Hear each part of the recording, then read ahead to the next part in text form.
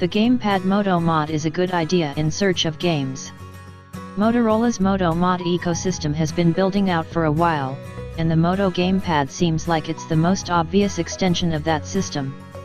It's a controller case that tries to make the argument that it can turn your phone into a full portable gaming console, like the Switch. It costs $79.99, which is a bit pricey, given that there are numerous Bluetooth controllers that work with Android available for far less, including Sony's excellent DualShock 4.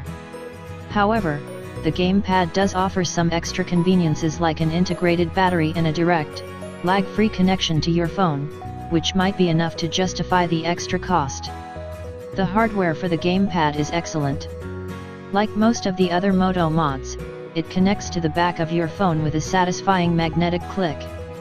And that's the entirety of the setup. There's no app to install and no Bluetooth pairing to go through. If an app supports Android's controller API, it'll just work. The fact that the Gamepad directly connects to the phone means that lag isn't really an issue either, unlike with Bluetooth controllers.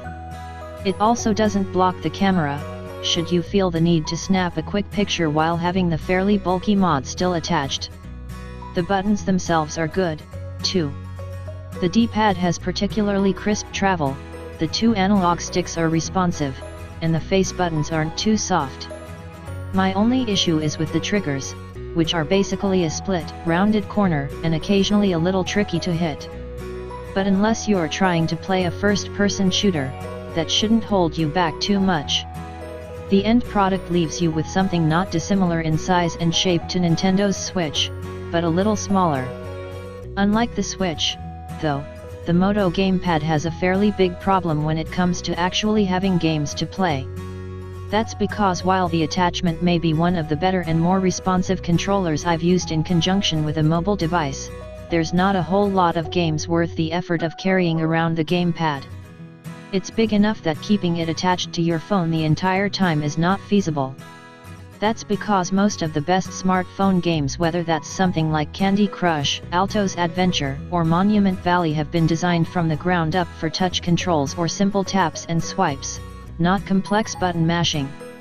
The exception to that is games that were ported over to Android, like Sega's Sonic games or Minecraft, which are far more enjoyable to play using the Moto Gamepad than on a touch screen. Similarly, the Gamepad excels at controlling emulators for other platforms. After all, the SNES and the Game Boy were designed to be played using full hardware controls, not hackneyed touch overlays. Of course, emulation is still very much a legally gray area, which is something to keep in mind.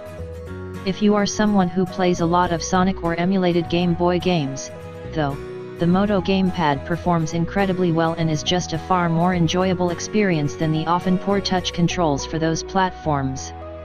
If you're thinking about buying the Moto Gamepad, you need to answer two questions. Do you have a Moto Z device?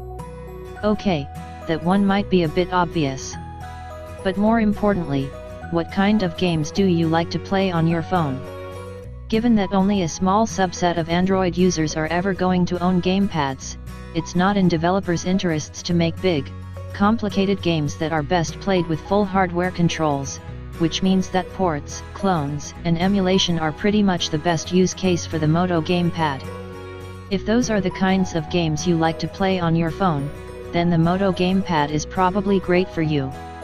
But if you really want console-quality gaming in a portable package, you're probably better off investing your $80 toward a Nintendo Switch.